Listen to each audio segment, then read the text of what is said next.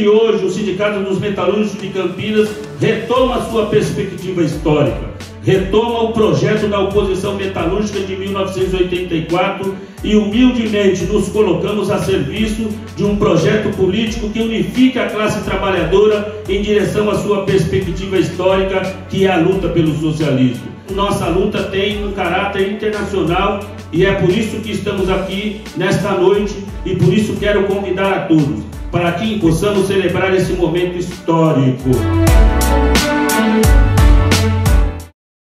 A retomada do sindicato para as mãos dos trabalhadores foi em 1984. Mas esta história começa ainda nos anos 70. Em 1978, a oposição sindical disputa, pela primeira vez, a eleição com a diretoria pelega do Sindicato dos Metalúrgicos de Campinas e região. Só havia um tipo de militância possível, que era a militância clandestina, militância escondida, militância que tinha que ter um cuidado, né, um permanente para nós não sermos presos, né, porque qualquer movimento suspeito, nós éramos enquadrados como terroristas, né, e claro, e aí vem todo tipo de repressão. Cid Ferreira ganhou e eliminou os opositores, criando uma lista suja que foi entregue às empresas.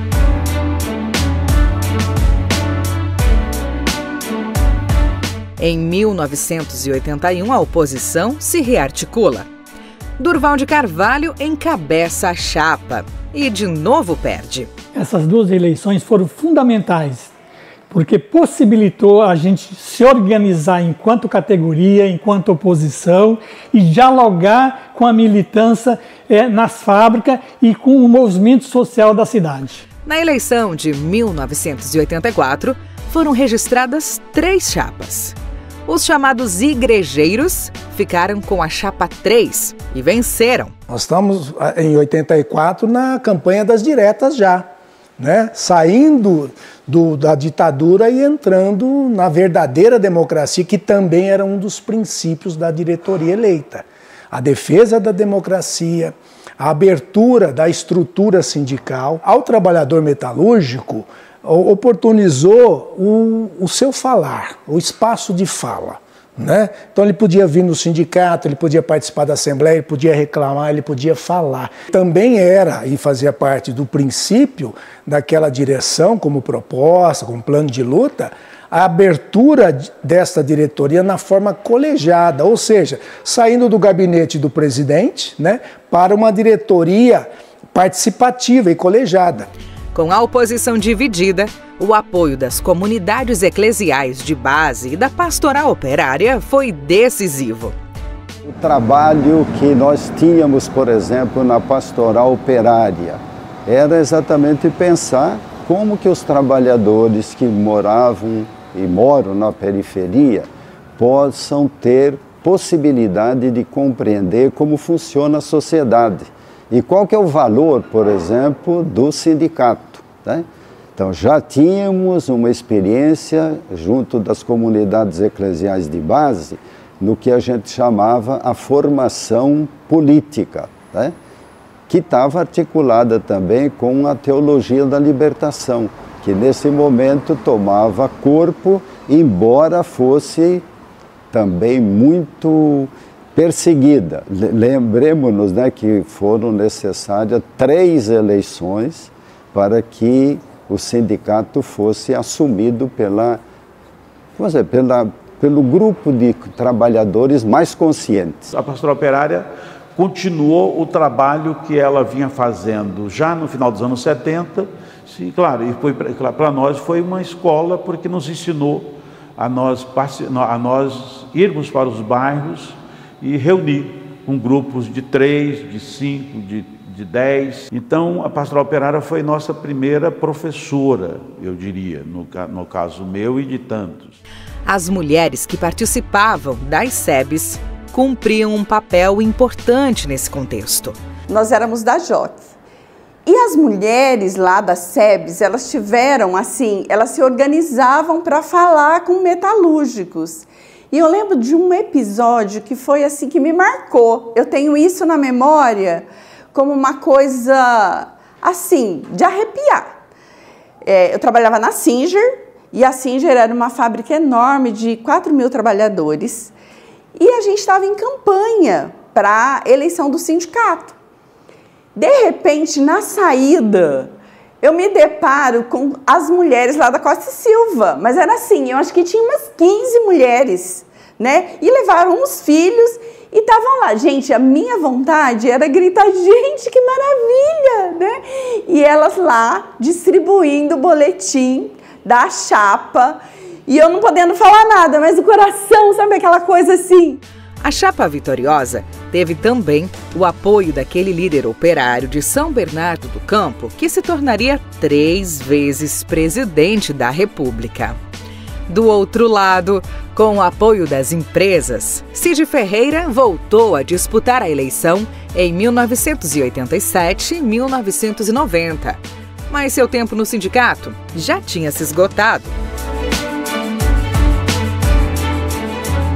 Nos primeiros anos de mandato, né, dos três anos do primeiro mandato e praticamente o segundo mandato, a questão fundamental e principal, além da questão econômica, onde era reivindicada a reposição integral da inflação mais aumento real, que a categoria não via há muito tempo, nós também tínhamos como bandeira as 40 horas semanais, também as condições e ambiente de trabalho. Eu acho que uma bandeira fundamental e importante foi a garantia de saúde do trabalhador no seu ambiente de trabalho, que era bandeira nas eleições da CIPA, que a gente trabalhava muito isso. Tanto é que nós elegemos inúmeros cipeiros com essa bandeira, porque não se tinha nenhum respeito em relação à saúde do trabalhador. Né? Uma das principais reclamações que tínhamos aqui era não só o acidente típico de trabalho, aquele que o trabalhador se acidentava na máquina, mas também a doença profissional, né? Equiparada ao acidente, a perda auditiva, né? A redução. Você não tinha a exigência do protetor auricular que nós temos hoje. E o dado fundamental era que, a partir da luta do sindicato dos metalúrgicos, abriu-se a perspectiva da conquista de outros sindicatos, como, por exemplo, a construção civil, a dinâmica dos químicos, né? Do transporte coletivo, né? Os rodoviários. Então, este movimento nos ajudou a dar, vamos dizer assim, luminosidade para a dinâmica da classe trabalhadora. Em 1985, os metalúrgicos param Campinas na greve Vaca Brava, a maior greve da história. Todas as fábricas, na maioria absoluta, pararam e tinha sempre um local de concentração que era o centro de convivência. E mais do que isso, nós parávamos a fábrica, organizava e dali aqueles trabalhadores iam ajudar a paralisação das demais fábricas, possibilitando criar um movimento na cidade, com passeata, caminhadas, inúmeras questões, e mobilizando a cidade, que a cidade inteira ficou sabendo que os metalúrgicos estavam em greve. E o mais importante da greve Vaca Brava foi a conquista, porque naquele momento nós trabalhávamos 48 horas e fizemos um acordo para a redução da jornada e possibilitou que só 3 anos depois que o Congresso Nacional legalizasse as 44 horas. Durante essa greve, morre Tancredo Neves e o vice José Sarney toma posse. No ano seguinte, anuncia o Plano Cruzado e o congelamento. 6 dias depois da eleição de 1986, Sarney descongela os preços. O movimento sindical reage. Em Campinas, metalúrgicos participam das 2 greves gerais, em 1986 e 1989.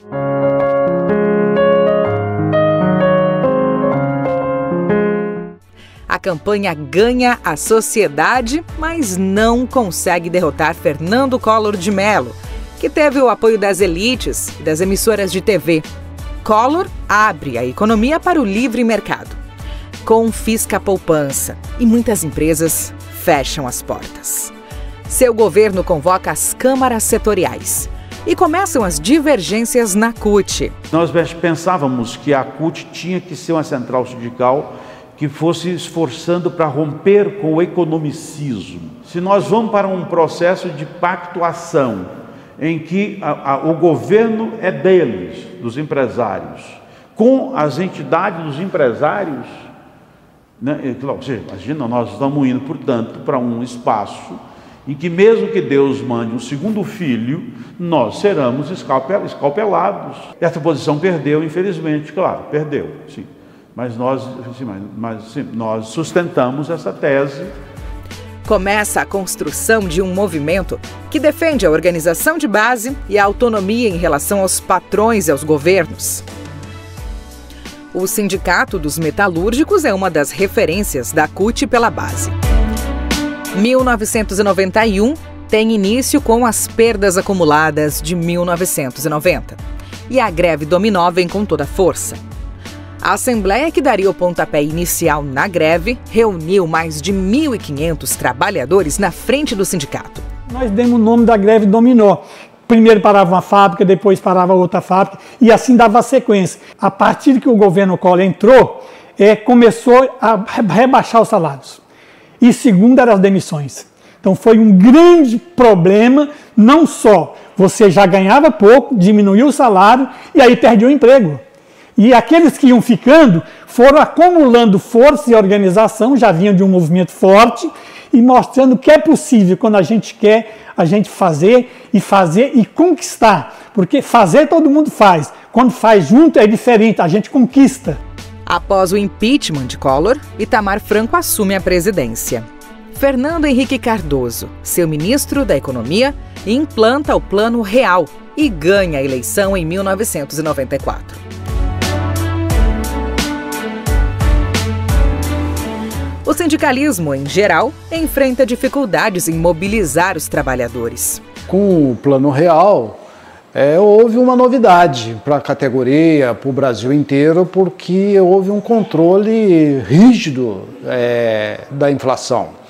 Isso veio agregado a uma série de outros fatores de caráter neoliberal, como abertura de mercado, novas tecnologias, facilidade para os grandes investimentos e o sindicato teve que conviver com isso, não só o nosso, como o outro. Os metalúrgicos de Campinas e região resistem como podem. Então essa dificuldade nós convivemos não só nas postas de fábrica, nas assembleias, onde os trabalhadores ficaram meio que anestesiados com aquela hipótese de não ter uma inflação, tá? Ou meio que estava tudo meio que sob o controle, e então houve uma certa rejeição dos sindicatos mais combativos. Em contrapartida, foi um período também que a CUT acabou, de certa forma, aderindo a essa política de composição entre governo, trabalhadores e empresários. Em 1997, na organização sindical, o desgaste entre a direção do sindicato e a FEM-CUT se torna incontornável. Foi um período em que os sindicatos, como o nosso, que era afiliado à CUT, mas rompeu com as negociações dentro da central e passou a negociar com um grupo de sindicatos mais, mais combativos, enquanto a CUT fazendo a política da tripartite de negociações em governo, empresário e trabalhadores, fazia mais concessões em direitos adquiridos do que avanço em novas conquistas. Isso levou o nosso sindicato a fazer essas negociações à parte, tá? O que salvou cláusulas importantes na convenção coletiva, além de questões de ordem econômica, como a garantia de emprego para trabalhadores lesionados, para trabalhadores acidentados, com perda para toda a vida.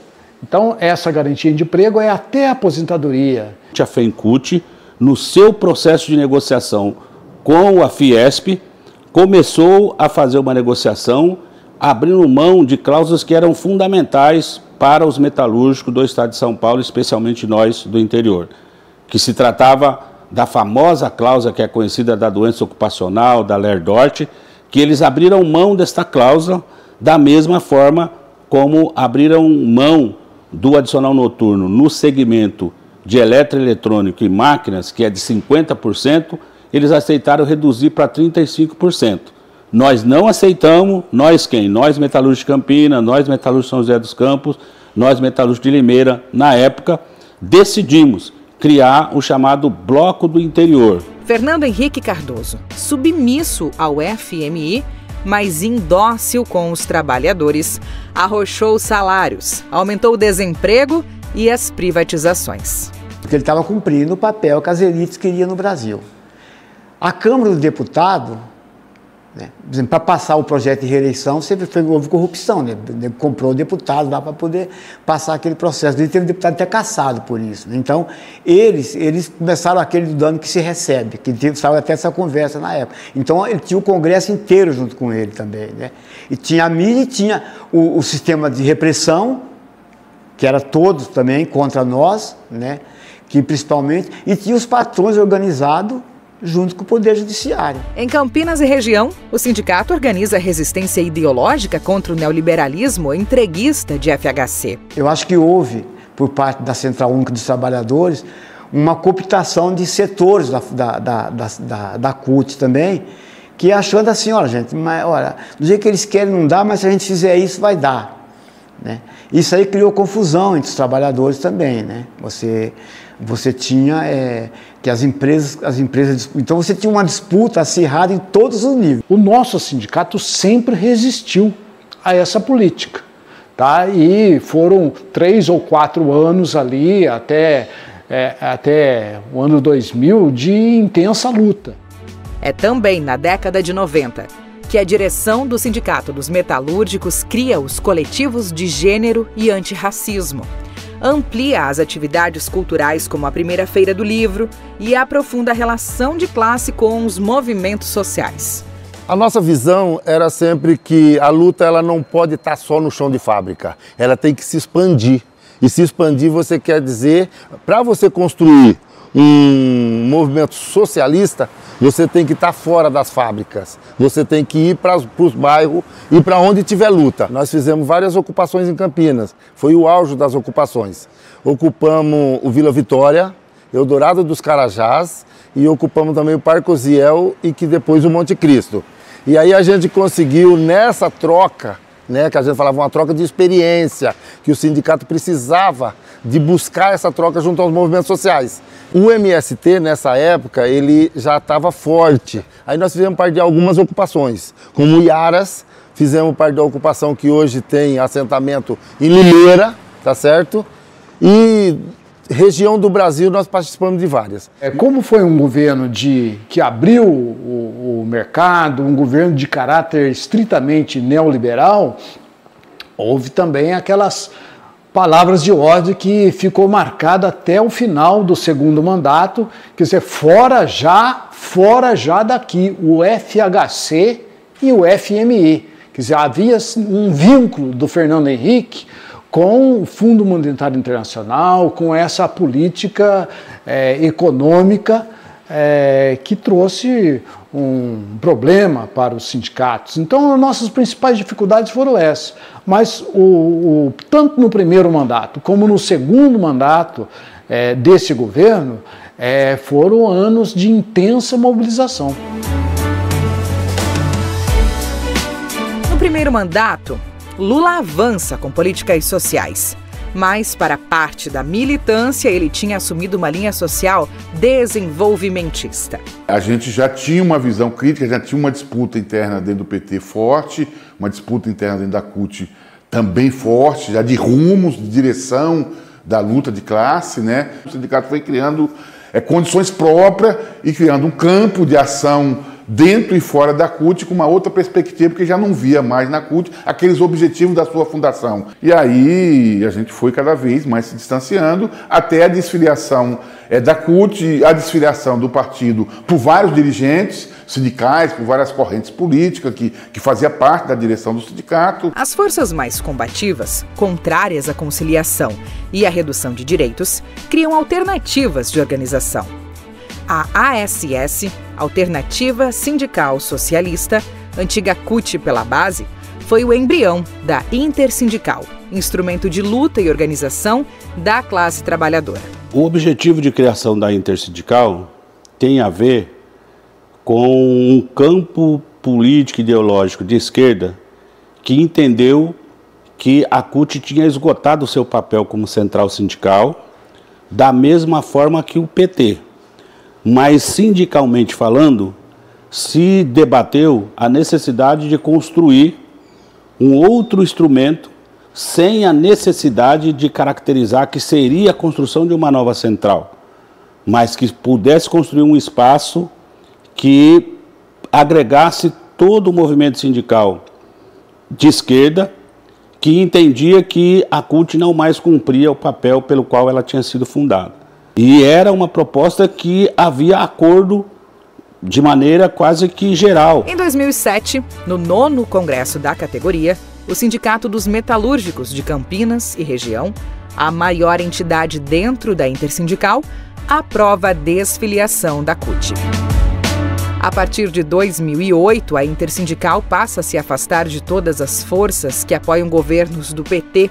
Porque eles entendiam naquele momento que qualquer relação com a institucionalidade seria uma relação de parceria. Então, portanto, os metalúrgicos de Campinas, principalmente, que era o sindicato que liderou a Intersindical, não deveria mais se relacionar com os partidos políticos de esquerda, com o MST, com o MTST, com as pastorais sociais, porque a leitura política que se fazia intersindical era de que todos esses movimentos estavam submetidos a uma política de parceria e, portanto, nós tínhamos que se afastar, ao ponto de fazer um 1º de maio especificamente só com quem era militante da Inter no salão do sindicato. Porque a ideia era que se nós fôssemos para a praça, como nós costumávamos ir, teria bandeira da CUT, bandeira do PT, e a gente iria se misturar. E, portanto, a gente era uma coisa pura. E, nesse sentido, é que a Intersindical se colocou como sendo uma coisa que nós divergimos. É também em 2008 que a crise imobiliária norte-americana se transforma numa crise mundial. Lula, reeleito em 2006, afirma que o tsunami dos Estados Unidos chegaria ao Brasil como uma marolinha. Errou feio. As empresas usaram uma estratégia de querer retirar direitos no Brasil. Então não foi diferente do que aconteceu aqui, Sindicato de Campinas, Metalúrgico de Campinas. A empresa veio com uma proposta dizendo o seguinte: se o sindicato acordar as nossas decisões que nós estamos propondo, a gente não vai fazer 700 demissões. A mesma proposta eles levaram para 2 bases sindicais, tanto Cruzeiro como Osasco. Porém, quando eles vêm para Campinas e propõem a mesma proposta, nós levamos isso para a diretoria do sindicato para discutir internamente. E a nossa decisão da nossa diretoria era não abrir mão de nenhum direito dos trabalhadores. Nesse mesmo período, a própria Caterpillar Mundial, ela tinha publicado 22 mil demissões no mundo. Da mesma forma, o Banco Santander, que chegou a 38 mil demissões.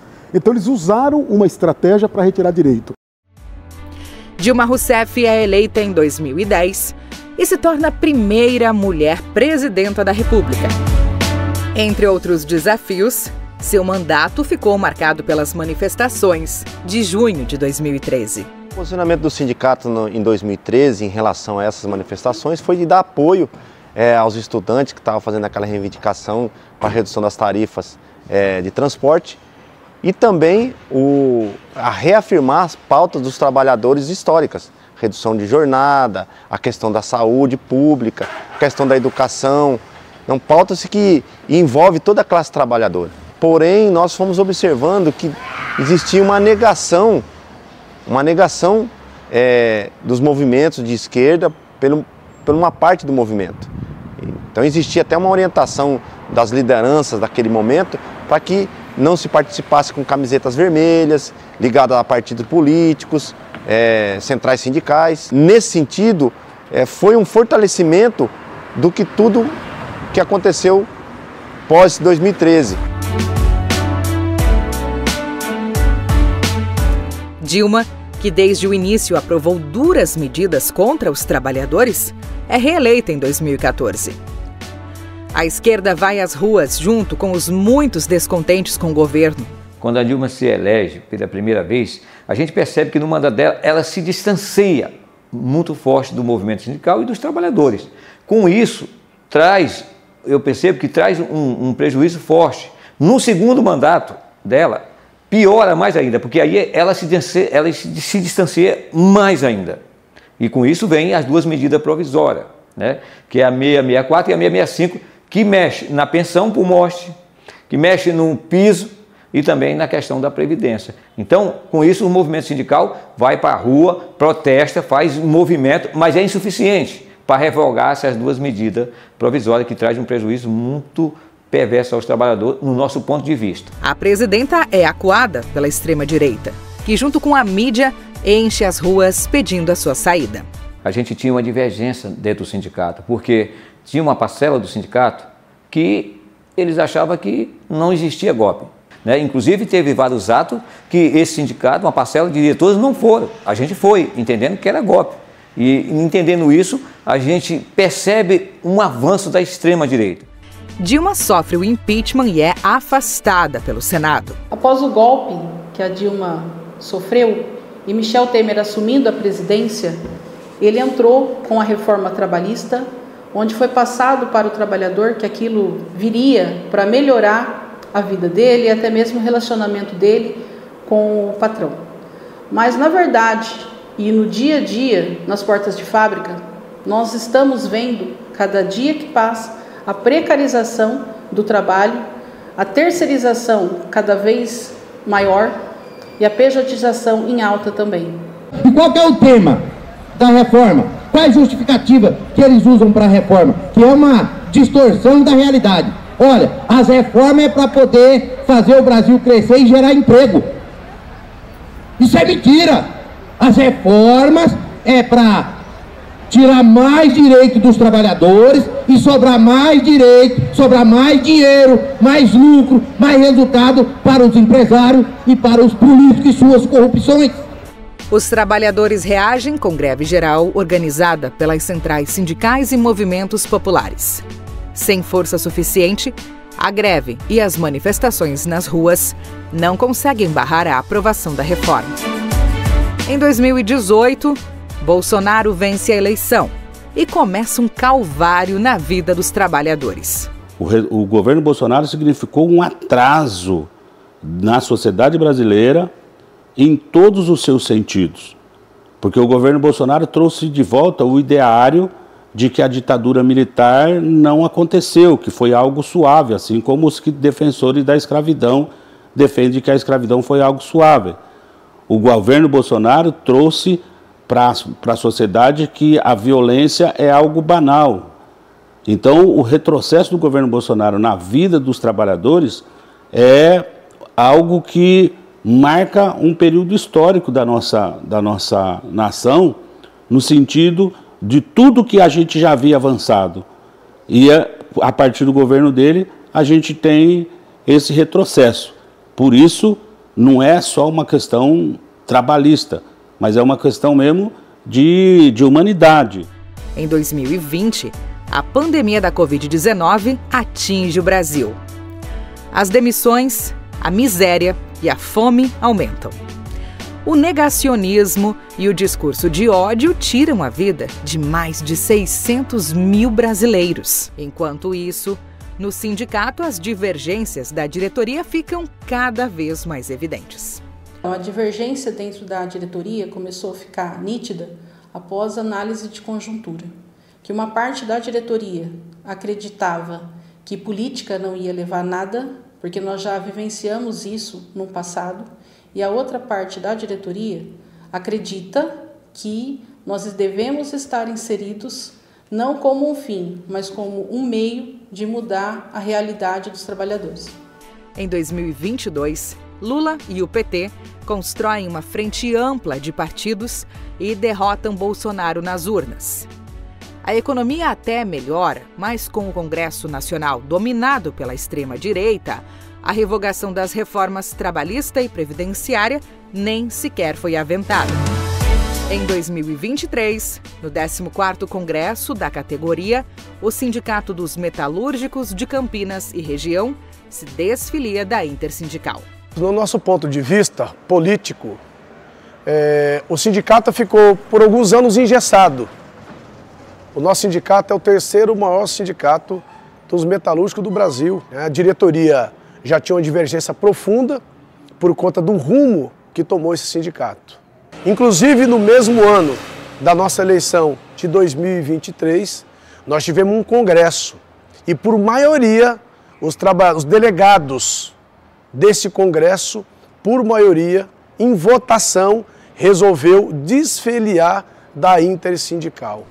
O grupo, que se apresentou enquanto Frente Sindical Popular e Socialista, junto com a CSP Com Lutas, a Central dos Trabalhadores do Brasil, CTB, e a TLS, formou a Chapa 2 na disputa eleitoral e venceu. Não foi fácil para nós, metalúrgicos, trabalhadores das empresas, que convivemos com a Intersindical durante muitos anos e tomaram uma decisão de romper. Nós entendemos que o primeiro papel da direção do sindicato é lá na fábrica, com os cipeiros, com os postos de trabalho, com as NR, mas a gente não pode parar aí. Nós precisamos ter relações com outras organizações, com a Associação de Moradores, com os partidos políticos de esquerda, com os movimentos sociais e ter parlamentares eleitos, comprometidos com as causas dos trabalhadores. Nós acreditamos que é junto com essas forças, com essas organizações, que nós vamos defender os interesses e os direitos da classe trabalhadora. A nova diretoria toma posse, resgatando o legado de todos e todas que lutaram antes pela categoria.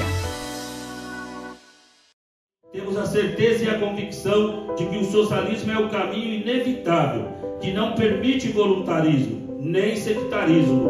Como nossos passos vêm de longe, quero, neste momento, render algumas homenagens.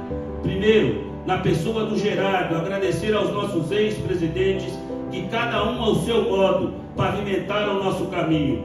Durval de Carvalho, João Leite, Pato Rouco, Eliezer Mariano, presente. Eliezer Mariano, presente.